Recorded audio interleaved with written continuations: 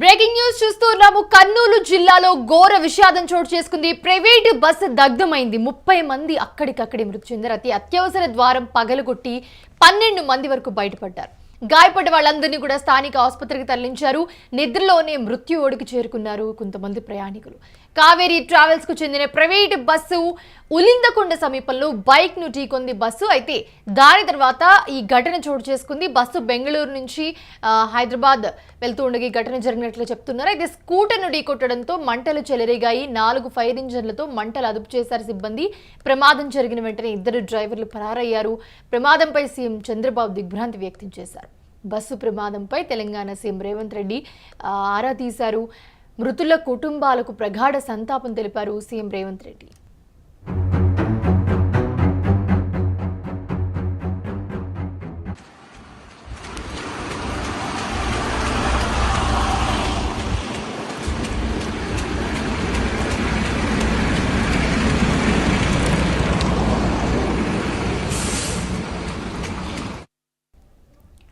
ఇదే అంశానికి సంబంధించి మరిన్ని అప్డేట్స్ అందించడానికి మా ప్రతినిధి వెంకట్ అందుబాటులో ఉన్నారు.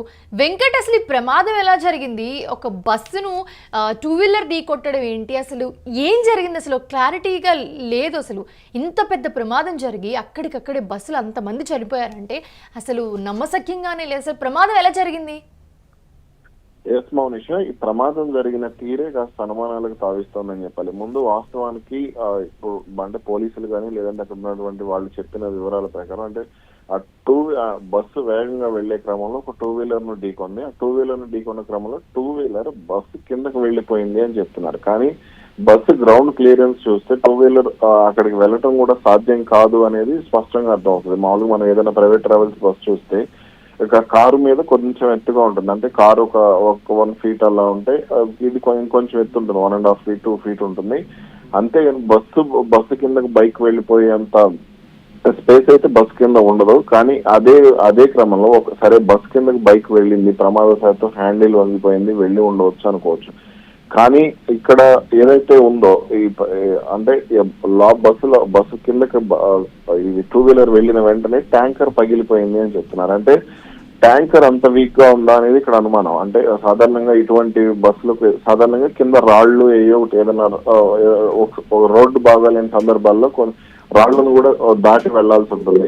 రోడ్డు బాగాలేదు, రోడ్ రిపేరింగ్ కానీ ఏదైనా జరిగే సమయంలో అలాంటప్పుడు ఏదైనా చిన్న రాయి తగిలిన కానీ ట్యాంకర్ పగిలిపోతుంది కదా అనేది ఇక్కడ ప్రధాన అనుమానం. ఆ సమయంలో అంటే బస్సు డ్రైవర్లు 2 డ్రైవర్లు ఉంటారు. సాధారణంగా బెంగళూరు హైదరాబాద్ కాబట్టి ఖచ్చితంగా 2 డ్రైవర్లు ఉంటారు. 2 డ్రైవర్లు ఒక డ్రైవర్ అంటే డ్రైవింగ్ చేసే డ్రైవర్ ఒకరు ఉంటే మిగిలిన వాళ్ళు ఖాళీగా ఉన్నారు. ఆ మంటలు చెలరేగుతున్న సమయంలో ఆపేసేయాలి అంటే ఆర్పాలి అంటే నీళ్లతో ఆర్పే ప్రయత్నం చేయి అని చెప్పినా కానీ అంటే వాస్తవానికి కింద ట్యాంక్ పగిలిపోయింది. కానీ నీళ్లతో ఎలా ఆర్పే ప్రయత్నం చేస్తారనేది ఇక్కడ ప్రధానంగా వినపడుతున్నటువంటి ప్రశ్న.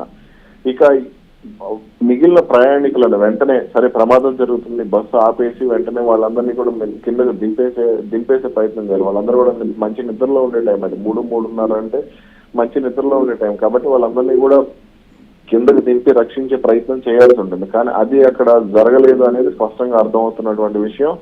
ఇక ఘటన జరిగిన తర్వాత ఖచ్చితంగా లాంగ్ కాబట్టి ఏసీ బస్సే ఉంటుంది. అయితే స్లీపర్ బస్ గా అర్థం అవుతుంది మనకి. ఎందుకంటే అక్కడ బెర్తులను చూస్తే యు ఈ 2 బెర్తులు కూడా స్లీపర్ బస్సులకే ఉంటాయి. ఖచ్చితంగా స్లీపర్ బస్సెస్.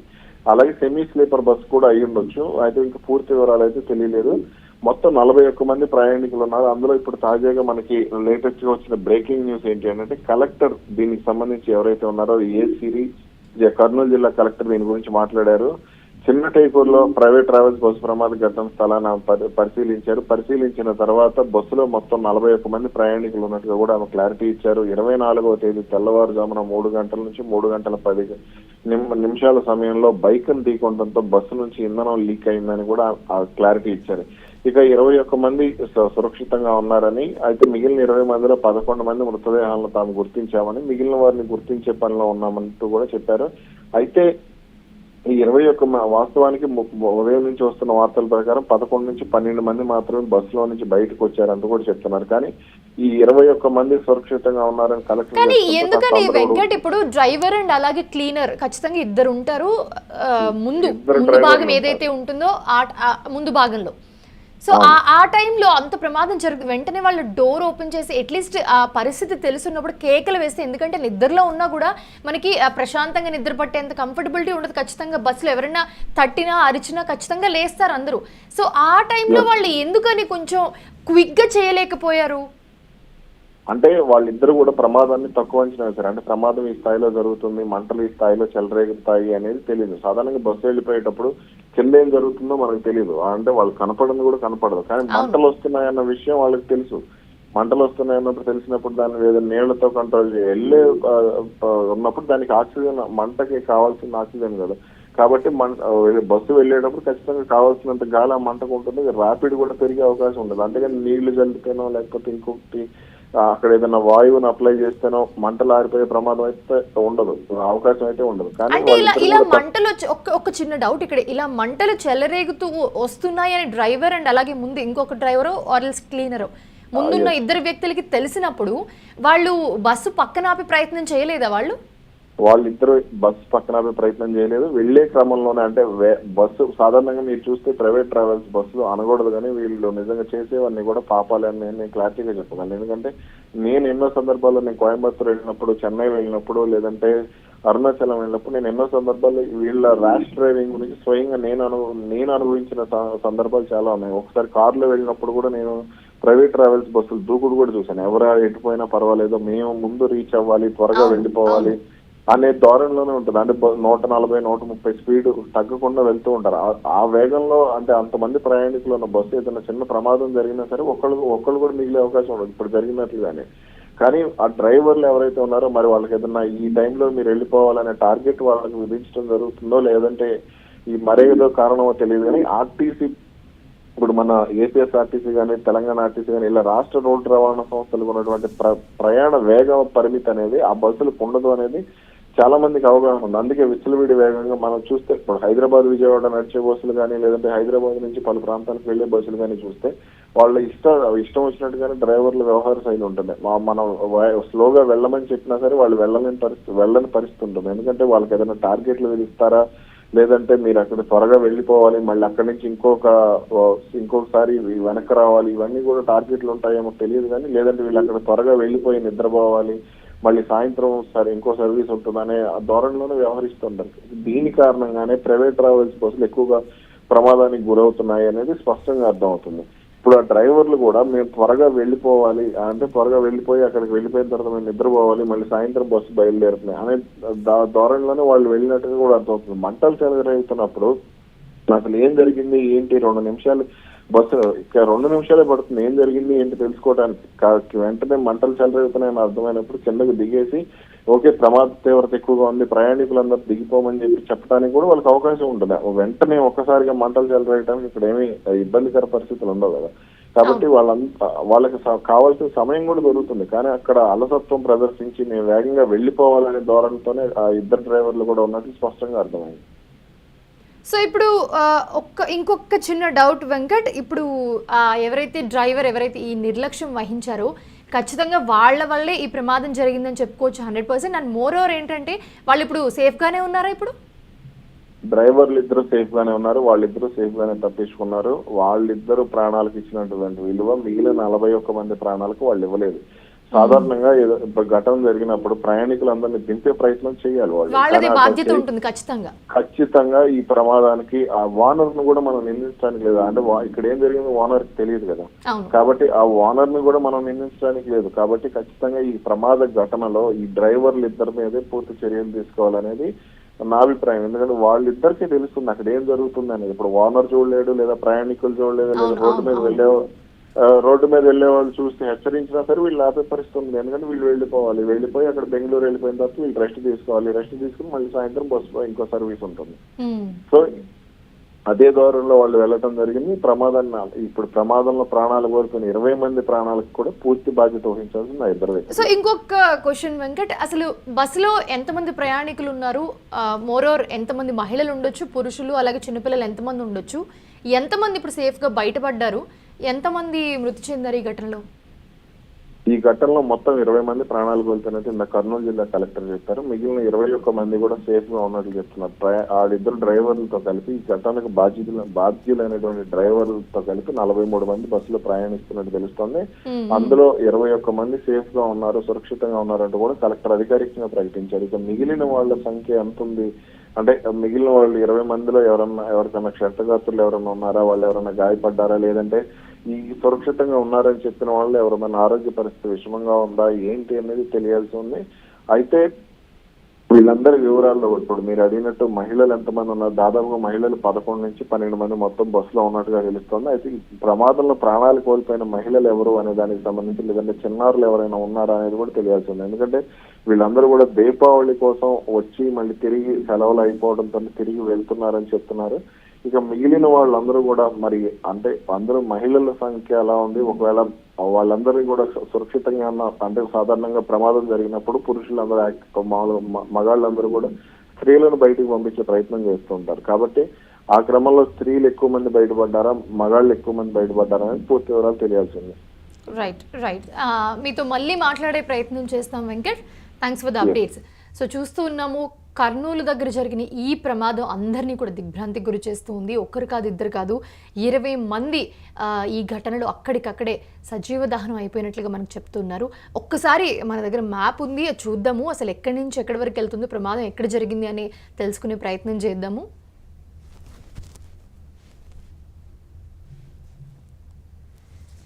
రైట్, ఉలిందకొండ ఈ ప్రాంతంలోనే ఎగ్జాక్ట్గా మనకి ప్రమాదం జరిగింది. సో మనకి హైదరాబాద్ నుంచి బెంగళూరు వెళ్తుంది. సో హైదరాబాద్ నుంచి నైట్ బయలుదేరి సో నైట్ అంతా జర్నీ చేసి నెక్స్ట్ డే మార్నింగ్కి బెంగళూరు చేరుకోవాలి. సో ఏదైతే హైవే ఉందో మనకి దూపాడు కర్నూలు, ఇంకొద్దిసేపు అయితే ఇంకా కర్నూలు నుంచి అటు క్రాస్ చేసి వెళ్తూ ఉండే పరిస్థితి. అయితే ఇక్కడ వెల్దుర్తి దాటిన తర్వాతే వీళ్ళకి ఈ మంటలు ఏవైతే ఉన్నాయో ఈ ప్రమాదం జరిగింది ఈ ఉలిందకొండ వచ్చే ప్రాంతంలో. సో ఈ గ్యాప్లో సో జరిగినప్పుడు వీళ్ళు ఎంత అజాగ్రత్తగా ఉన్నారంటే ముందున్న ఇద్దరు డ్రైవర్లు కూడా ఎంత అజాగ్రత్తగా ఉన్నారంటే మంటలు వస్తే కనీసం వెంటనే అలర్ట్ అయ్యి బస్సు పక్కకి ఆపి ఏం జరుగుతుంది ఏంటి అని చూడకుండా వాళ్ళు నిర్లక్ష్యత వహించినందుకే ఇక్కడ ఎంతమంది ప్రాణాలు గాల్లో కలిసిపోయాయి అక్కడికక్కడని చెప్పుకోవచ్చు. సో మీరు ఆ మ్యాప్లో కూడా చూస్తున్నారు ఉలిందకొండ ప్రాంతం దగ్గర ఈ ప్రమాదం జరిగింది. ఈ ప్రమాదం జరిగిన తర్వాత ఇట్లా మంటలు వస్తున్నాయి అని తెలిసిన తర్వాత కూడా బస్సు ఆపకపోవడం ఒకటైతే, అది తెలిసిన తర్వాత కూడా దాని మీద నీళ్లు చల్లి దాన్ని ఆపే ప్రయత్నం చేశారు. సో ఇదేదైతే చేశారో వీళ్ళు ఖచ్చితంగా ఇది ఇద్దరు డ్రైవర్ల నిర్లక్ష్యం వల్లనే జరిగిందని చెప్పాలి. ఎందుకంటే ఇలాంటి ఒక చిన్న ఇన్సిడెంట్ చిన్న ఘటన జరిగిన తర్వాత కూడా వీళ్ళు అలర్ట్ అయ్యి బస్సు పక్క కాపి ప్రయాణికుల బాధ్యత వీళ్ళదే ఉంటుంది. ఎందుకంటే ఒక బస్సు ఎక్కితే ఆ బస్సు డ్రైవర్ని నమ్మి ప్రయాణించే పరిస్థితి. ఎందుకంటే ఇంక ఎవరు ఉంటారు, బస్సు యాజమాన్యం లేకపోతే బస్సు కొన్నవాళ్ళు, బస్సు ఎవరైతే ఓనర్ వీళ్ళకి సంబంధం, బస్సులో డ్రైవర్ ఎవరైతే ఉంటారో వాళ్ళని నమ్మే ఇంతమంది ప్రయాణికుల్ని బస్సు యాజమాన్యమైనా వీళ్ళ మీదే బాధ్యత పడుతుంది, బస్సు ఎక్కే వాళ్ళైనా వీళ్ళ మీద నమ్మకంతోనే బస్సు ఎక్కుతారు. సో ఇలాంటి పరిస్థితుల్లో ఖచ్చితంగా బస్సులో ఎంతమంది ప్రయాణించినా వాళ్ళందరి బాధ్యత కూడా ముందున్న డ్రైవర్ మీదే ఉంటుంది. ఇలాంటి చిన్న చిన్న ప్రమాదాలు లేకపోతే ఏదన్నా చిన్న ఇష్యూ వచ్చినా కూడా ఖచ్చితంగా ప్రయాణికులందరికీ తెలియజేయాలి, చెప్పాలి. ఇద్దరు ఉంటారు కాబట్టి ఖచ్చితంగా డోర్ తీసి, ఇది ఏసీ బస్సా లేకపోతే నార్మల్ బస్ అనేది క్లారిటీ రాలేదు. సో ఏసీ బస్ అయితే సాధారణంగా మనకి ఆ విండో తొందరగా తీసుకుని వెళ్ళే ఈజ్ కూడా ఉండదు. సో మనకి ఆ టైంలో అసలు ఏం జరిగింది ఎగ్జాక్ట్గా అన్నది మనకి అక్కడ బస్సులో ఉన్న వాళ్ళు కానివ్వండి లేకపోతే ప్రమాదం దగ్గర ఉన్న వాళ్ళు కానీ, ఎందుకంటే నైట్ టైం అది 3-3:30 ప్రాంతంలో జరిగింది. సో హైవే మీద అక్కడ వెళ్ళే వాళ్ళు చూసి ఆపుతారు తప్ప సడన్గా వెంటనే ఎవరైనా వచ్చి అక్కడ సహాయ చర్యలు అందించే ఛాన్స్ కూడా ఉండదు. ఎందుకంటే అది హైవే కాబట్టి. సో ఇంత ప్రమాదం జరిగింది. దాంట్లో 41 మంది, ఆల్మోస్ట్ మనకి 41 మంది డ్రైవర్లు ఇద్దరితో కలిపి 43-44 మంది ప్రయాణిస్తున్న టైంలో 20 మంది బస్సులోనే సజీవ దహనం అయిపోయారంటే ఎంత బాధాకరమైన విషయం. అంటే వాళ్ళు ఎలాంటి సిచ్యువేషన్ ఫేస్ చేశారనేది ఊహించుకుంటేనే నిజంగా గగురు పొడుస్తుంది ఒళ్ళంతా కూడా. అంత ప్రమాదకరమైన పరిస్థితి ఈరోజు మనం చూస్తూ ఉన్నాము. ఎందుకంటే వీళ్ళ నిర్లక్ష్యం వల్లే జరిగింది అని చెప్తున్నారు అందరూ కూడా. కేవలం బస్సు డ్రైవర్ల నిర్లక్ష్యం వల్లే వీళ్ళ మీద చర్యలు తీసుకోవాలని కూడా బస్సులో ఎవరైతే సేఫ్గా బయటపడ్డారో వాళ్ళు కూడా చెప్తున్న పరిస్థితి. సో వాళ్ళు ఎలా బయటపడ్డారు, అసలు ఎలా జరిగింది, అంత ఫ్రీక్వెంట్ అంత ఫాస్ట్గా వెళ్తున్న టైంలో సడన్గా బస్సులో మంటలు వస్తే వాళ్ళు ఇంక ఏం చేయాలి? బస్సు వెళ్తూ ఉన్న టైంలో వాళ్ళు ఏం చేయాలి? బయటికి ఎలా రావాలి? ఇంతమంది పిల్లలు ఉంటారు, కొంతమందికి పెద్దవాళ్ళు ఉంటారు, మహిళలు ఉంటారు. సడన్గా వాళ్ళకి ఏం తోచదు, 3-3:30 టైంలో వాళ్ళు నిద్రలో ఉంటారు. సో సడన్గా బయటికి ఎలా వెళ్ళాలి అనే ధైర్యం కూడా వాళ్ళు చేయలేరు. బయటికి వెళ్ళి, ఎందుకంటే అంతమంది 40 మంది అంటే ఒకరినొకరు తోసుకుని నేను ముందు వెళ్ళాలి, నేను ముందు, ఎందుకంటే ఎవరికి వాళ్ళు బయటపడాలనే అదే ఉంటుంది కాబట్టి. సో ఆ టైంలో అసలు ఎగ్జాక్ట్గా ఏం జరిగిందో మనతో మాట్లాడడానికి ప్రత్యక్ష సాక్షి ఒకరు ఉన్నారు, హైమారెడ్డి గారు. ఆవిడ మనకి అందుబాటులో ఉన్నారు. నమస్తే అండి. సార్ మ్యామ్, నమస్తే మ్యామ్. హైమారెడ్డి గారు, మీరు బస్సులో ఉన్నారా లేకపోతే బస్సు ప్రమాదం జరిగినప్పుడు మీరు ట్రావెల్ చేస్తున్నారా వేరే వెహికల్లో? నేను పుట్టపర్తి నుంచి హైదరాబాద్ నా ఓన్ వెహికల్ లో ఉన్నానండి. బస్ కి కొద్దిగా దగ్గరలో అంటే ట్రాఫిక్ జామ్ లో ఉండిపోయాను. సడన్ గా ఏంటి ట్రాఫిక్ జామ్ అంటే, నా డ్రైవర్ కి మా ఎదురుగుండా వేరే బస్సు ఉంది. అందుకని నాకు కనిపించలేదు అక్కడ ఏం జరిగిందో. మేడం అక్కడ ఏదో బస్సు కాలుతుంది మేడం అన్నాడు. డ్రైవర్ రైట్ సైడ్ ఉంటాడు కదండి, అందుకని తనకు కనిపించి అయ్యే ఉండు కొంచెం ఎవరికైనా హెల్ప్ అవుతుందేమో, నేను వెళ్తాను అనేసి నేను పోలీసులు వచ్చారో రాలేదో అని వెళ్ళాను మ్యామ్. మీరు వెళ్ళారా బస్సు దగ్గరికి? వెళ్ళాను మ్యామ్. నేను వెళ్ళేసరికి అప్పటికే తగలడిపోతుంది. కాకపోతే జనాలు వీడియోస్ తీసుకోవడంలో బిజీ ఉన్న అందరూ ఇదే పనిలో ఉన్నారు మ్యామ్. ఒక అతను నేను మాత్రం. హైమ గారు, ఇక్కడ ఒక చిన్న డౌట్ ఏంటంటే, మీరు ఏ టైంలో మీరు అక్కడ అది ప్రమాదం చూసారు? సుమారు ఎంత టైం ఉంటుంది మీరు చూసి? మేబీ 2:30, 3 అట్లా 3:15 ఆ మధ్యలో అంతే మ్యామ్. ఆ ప్రాంతంలో అంటే ఆ బస్సు రోడ్డు మధ్యలో ఆగిపోయిందా? ఆగిపోయింది మ్యామ్. కాకపోతే ఏం జరిగిందంటే, రోడ్డుకి కొంచెం ఇప్పుడు 1 వే కదా మ్యామ్, ఇటు నుంచి వెళ్ళేవి అటు నుంచి వచ్చేవి ఉంటాయి కదా, మధ్యలో డివైడర్ ఉంటది కదా మ్యామ్. అవునవును. అటువైపు మధ్యలో ఆగిపోయింది. కొంచెం దూరంలో వెహికల్స్ అన్ని బ్లాక్ అయిపోయినాయి. ఇటువైపు అయితే ఈ బస్ కి క్లోజ్ గానే ఇటువైపు ఆగిపోయినాయి మ్యామ్, బ్లాక్ అయిపోయింది. సో అది అంటే ఇంకా బస్సులో ఉన్న వాళ్ళని పోలీసులు, మీరు అప్పటికే చెప్తూ ఉన్నారు, అది కాలిపోయే టైంకి మీరు చూసే టైంకి పోలీసులు అక్కడ అంటే ఎవరైతే సిబ్బంది వాళ్ళందరూ వచ్చేసారో మీరు చూసే టైంకి అక్కడ ఎవరైనా ఉన్నారో చుట్టుపక్కల అసలు వాళ్ళకి హెల్ప్ చేయడానికి? సార్ అసలు యాక్చువల్లీ ఏం జరిగిందంటే, ఎవ్వరు పోలీసులకి ఇన్ఫార్మ్ చేయలేదు మ్యామ్ ఫస్ట్. ఓకే. నేను ఇంకొక అబ్బాయి అంతే, మిగిలిన వాళ్ళందరూ వీడియోస్ లో బిజీ ఉన్నారు మ్యామ్. పక్కన వర్షము అయితే మేము ఫోన్ చేసిన వెంటనే ఫస్ట్ కాల్ కి ప్రామిస్ గా రెస్పాండ్ అయ్యారు మ్యామ్. పాప వాళ్ళు ఫైర్ వాళ్ళని పంపించకపోయి ఉండుంటే మాత్రం చాలా పెద్ద ఇష్యూ అయ్యేది. ఎందుకంటే అక్కడ పెద్ద ట్యాంకర్ ఉంటది కదా మ్యామ్, లోపల డీజిల్ ట్యాంకర్, అది పేలిందంటే మాత్రం రిస్క్ మ్యామ్. ఎందుకంటే క్లోజ్ గా ఇంకా వెహికల్స్ ఉన్నాయి మావి అందరివి, అవి మిగిలిన వాళ్ళవి. దానికి దగ్గరగా నేను డివైడర్ కి ఇటువైపు ఉన్న వెహికల్స్ గురించి చెప్తున్నాను. అది పేలితే ఇందులో చిక్కుకునే అవకాశం ఉండేదండి. అందులోంచి మాత్రం బయట పడ్డారు అందరూ కూడా. కాకపోతే ఆ ప్లేస్ లో నేను ఇంకా షాక్ నుంచి కోలుకోలేదు మ్యామ్. అన్యాయం అంటే అన్యాయం మ్యామ్. వీడియోస్ పిచ్చిలో పడిపోయారు మ్యామ్ జనాలు. కళ్ళంటే నీళ్ళు వచ్చేసాయి. శవాలకి అనకూడదు మ్యామ్, అస్థి పంజరాలు సీట్ లో అలా ఉన్నాయి మ్యామ్. చంటి పిల్ల ఏందో ఇవన్నీ మీరు చూసారా హైమ గారు? మీరు అలా చూసినప్పుడు కనీసం ఎవరు హెల్ప్ చేసే పరిస్థితి కూడా లేనప్పుడు వాళ్ళు అలా వీడియో తీసుకున్నప్పుడు అసలు మీకు ఏమనిపించింది? అంటే ఇంత పెద్ద ప్రమాదం జరిగింది. సో ఎందుకంటే టక్మని ఎవరైనా వచ్చే పరిస్థితి కూడా ఉండదు, ఎందుకంటే టైం కూడా అలాంటిది. సో మీరు గ్లాడ్ మీరు ఇంకా వెంటనే ఇన్ఫార్మ్ చేశానని చెప్తున్నారు ఇంకా. సో ఆ బస్సులోంచి అప్పుడే దిగిన ప్రయాణికులు ఎవరైనా ఉన్నారా అండి? వాళ్ళతో ఎవరితో మాట్లాడారా మీరు? మీకు తెలుసా అండి, మీకు చెప్తున్నాను చూడండి, వాళ్ళు ఎవరి కోసం ఏడవలేదో ఆలోచించండి. లోపల పెద్దవాళ్ళు ఉండిపోయి బయట ఉన్న వాళ్ళు ఏడవడం ఒకటి. ఏమండి చూడండి, మానవత్వం అనేది మన దాకా వచ్చేసరికి జనాలే, ఇది మాత్రం అందరూ వినాలి మ్యామ్. ఒక అతనండి ఏడుస్తున్నాడండి. అతను ఉత్తరప్రదేశ్ కి చెందిన అతనంట. వాళ్ళ ఓనర్ వచ్చి రాజమండ్రికి చెందిన అతనంటండి. వాళ్ళకి ఫోన్ చేసి నా సార్ లోపల ఉండిపోయారు, మా యజమాని లోపల ఉండిపోయారు. అతను ఎక్కిపడి, మీరు ఒక వీడియో చూసుండొచ్చు, ఆ వీడియోలో ఒక రెడ్ కలర్ టీ షర్ట్ వేసుకుని పోమా అతనండి.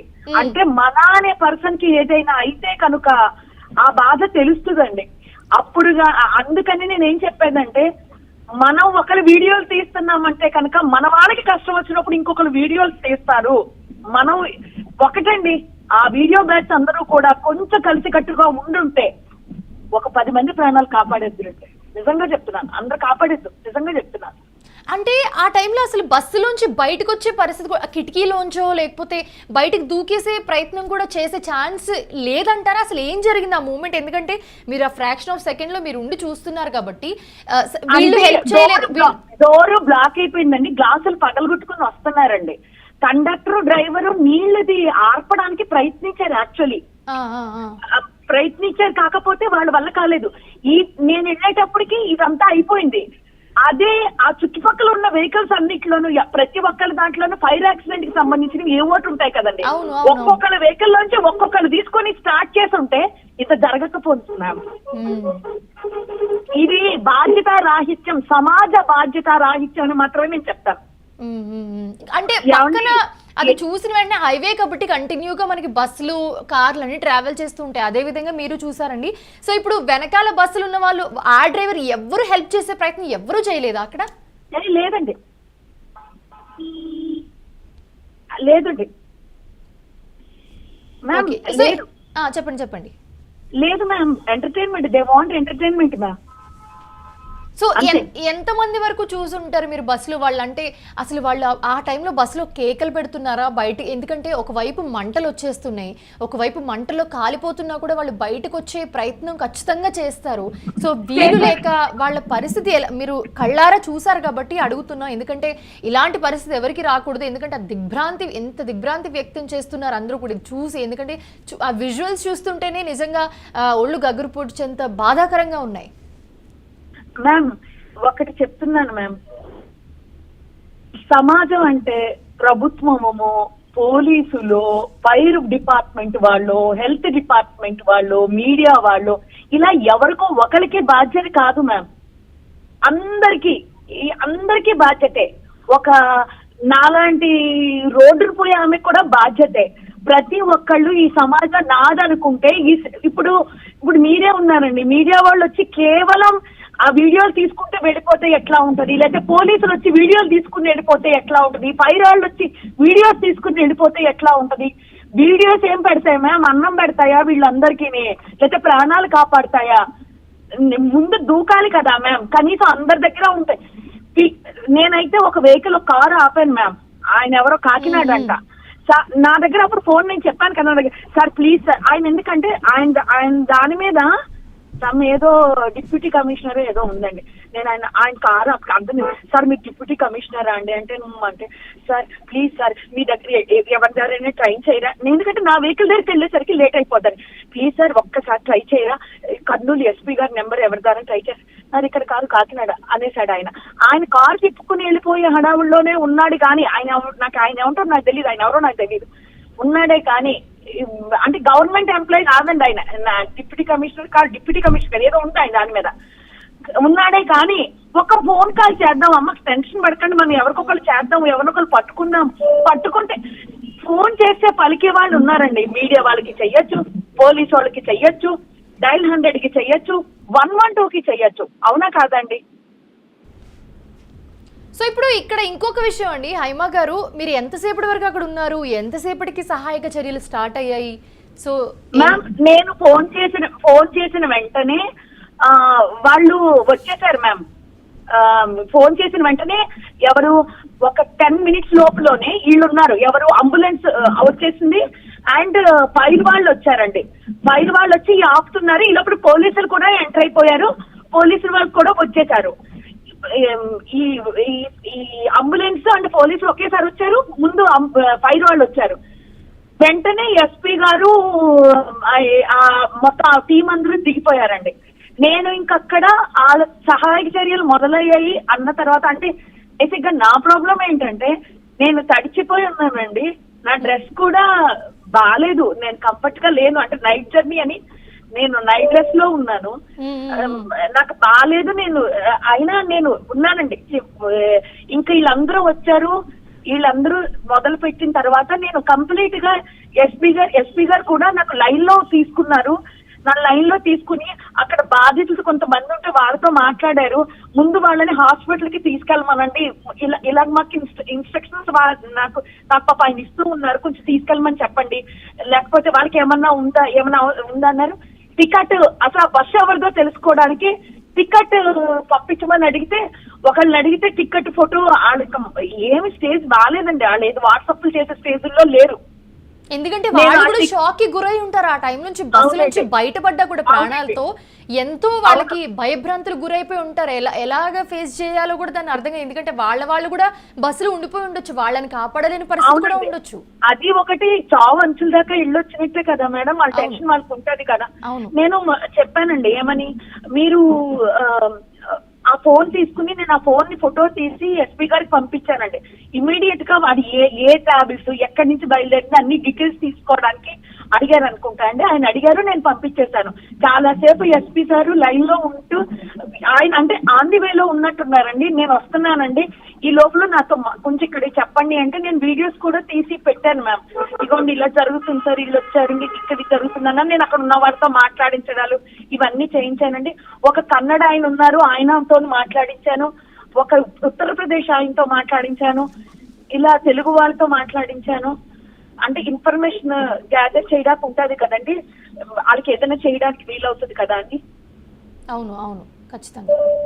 సో థ్యాంక్ యూ అండి, థ్యాంక్ యూ హైమారెడ్డి గారు for joining with us, for sharing your ఇవన్నీ కూడా మీరు చూసారంటేనే అది నిజంగా చాలా బాధాకరమైన విషయం. ఎందుకంటే ఎవరైనా చూస్తే తట్టుకునే శక్తి కూడా వాళ్ళకు ఉండాలి. ఎందుకంటే అంతమంది అక్కడికక్కడే ఏం చెయ్యలేని పరిస్థితి అని కూడా చెప్తూ ఉన్నారు.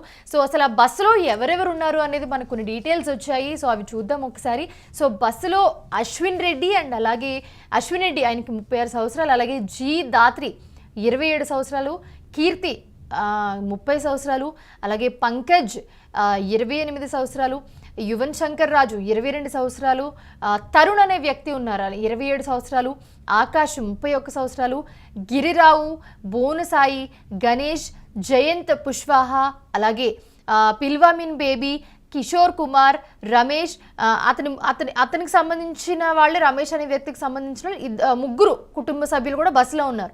అనూష, మహమ్మద్ ఖైజర్, దీపక్ కుమార్, ఆండోజ్ నవీన్ కుమార్, ప్రశాంత్ అనే వ్యక్తి అండ్ అలాగే ఎం సత్యనారాయణ, మేఘనాథ్, వేణుగుండ, చరిత్, చందన మంగ, సంధ్యారాణి మంగ, సో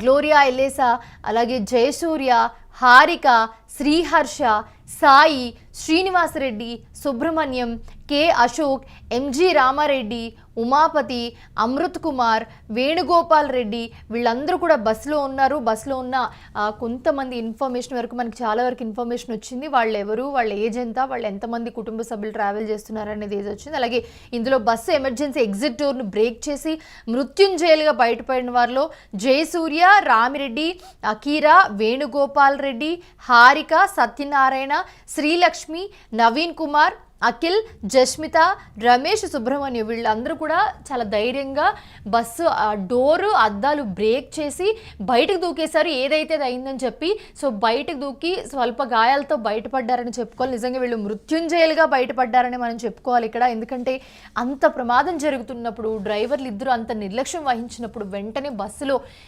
గుప్పుమని మొత్తం మంటలతో చుట్టుముట్టేసినప్పుడు ఏం చేయాలో అర్థం కాని పరిస్థితి. ఎందుకంటే డోర్లవి మనకి గ్లాస్ డోరే అంత ఈజీగా పగలదు. సో చేత్తో పగలగొట్టినంత మాత్రాన గ్లాస్ డోర్ పగిలే సిచ్యువేషన్ ఉండదు. ఒక పక్కన మంటలు వస్తున్నాయి, గ్లాస్ డోర్ పగలగొట్టడానికి ఏదో ఒక వస్తువు, అలాంటి వస్తువులు కూడా మనం ఏదైనా ఒక బలమైన వస్తువులో లేకపోతే కొన్ని పనిముట్లు లాంటివి ఎలాంటి రకమైన వస్తువులు తెచ్చుకున్నా బస్సు కింద పెడతారు, లగేజ్లో పెడతారు. కాబట్టి మనకు చేతికి అందుబాటులో కూడా గ్లాసులు బ్రేక్ చేయడానికి ఏం ఉండదు. ఒకవేళ గ్లాస్ లాక్ అయ్యి లేకపోతే తీయలేకుండా ఉన్న పరిస్థితి ఉన్నా కూడా ఖచ్చితంగా బ్రేక్ చేయాలి. సో వీళ్ళు నిజంగా ఆ బస్సులో మంటలు చెలరేగుతున్నా కూడా సాహసం చేసి ఆ బస్సు డోర్లు పగలగొట్టి ఏదైతే అయిందని చెప్పి చాలా సాహసంగా మృత్యుంజయులుగా బయటపడ్డారని మనం ఇక్కడ చెప్పుకోవాలి.